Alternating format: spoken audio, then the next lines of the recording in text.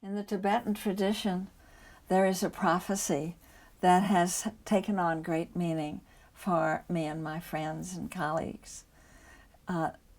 It was made 12 centuries ago, and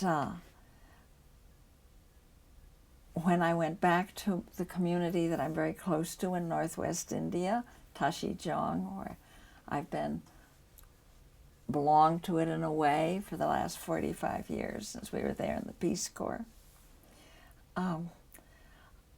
When I went back in the 1980s, they were talking about this prophecy as coming true in our time. So I said, oh, what's it about? And they said, it's so amazing, it's coming about. It's about a very dark time.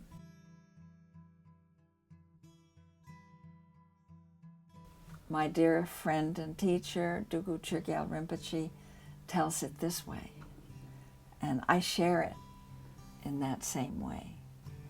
And it has been like getting my marching orders for this time of the Great Turning. So it goes like this.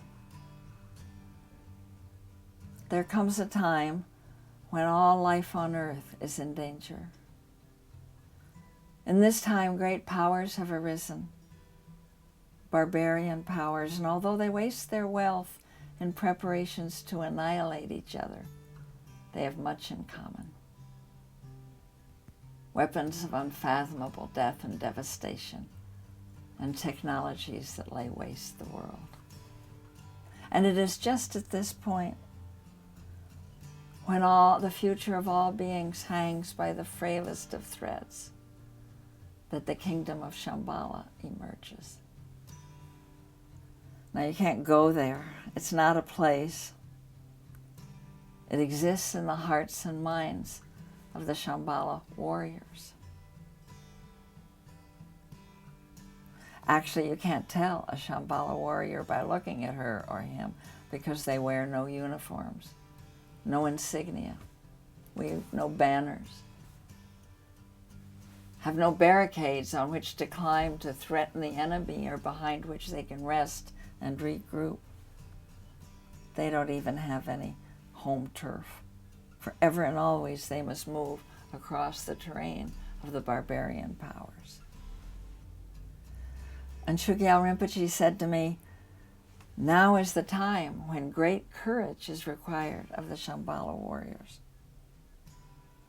Moral courage and physical courage, because they're going to go into the heart of the barbarian powers to dismantle their weapons. And weapons in every sense of the word. The bombs and armaments manufactured and deployed, and the corridors of power where the decisions are made. To dismantle the weapons. And he said, Joanna, mark this.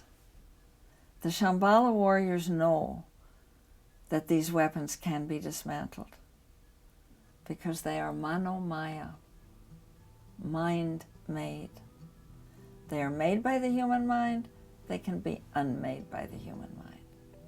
Because the disasters that are threatening us and unfolding are not brought about by some extraterrestrial force or some satanic deity or even by an unchangeable, inexorable fate.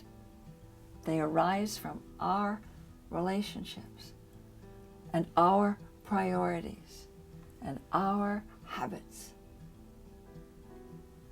They are made by the human mind, they can be unmade by the human mind. So the time is upon us, he said, when the Shambhala warriors go into training. Well, you can imagine. I said, how do they train? And he said, they train in the use of two weapons. And that was the term he used. What are they, I asked. And he held up his hands the way the lamas hold the ritual objects in the great lama dances of his people. And he said, one is compassion, and the other is insight into the radical interdependence of all phenomena.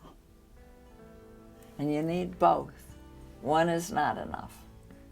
You need the compassion because that provides you the fuel, the motive force to get you out there where you need to be to do what you need to do. And what it consists of, basically, is not being afraid of the suffering of your world. And you know, when you're not afraid of the suffering of your world, nothing can stop you. But that by itself, he said, is too hot. It can burn you out. So you need the other. You need that wisdom, that insight into the mutual belonging of everything that is, interwoven as it is in the web of life. And when you have that, you see, you know that this is not a war between the good guys and the bad guys, but that the line between good and evil runs through the landscape of every human heart. And we are so interwoven in the web of life that even the smallest act with clear intention has repercussions through that web that we can barely see. But that, he said, is a little cool by itself. So you need the heat of the compassion. And if you've looked at the Tibetan monks chanting, often you will, in their pujas, you will see their hands doing moving mudras. And often as not, they are dancing the interplay between karuna and prajna, compassion and wisdom. Well, that's the prophecy. And I thought, this is it, I've got my marching orders. And I remember my son Jack was with me at the time with the rest of the family. We had quarters at the edge of the settlement.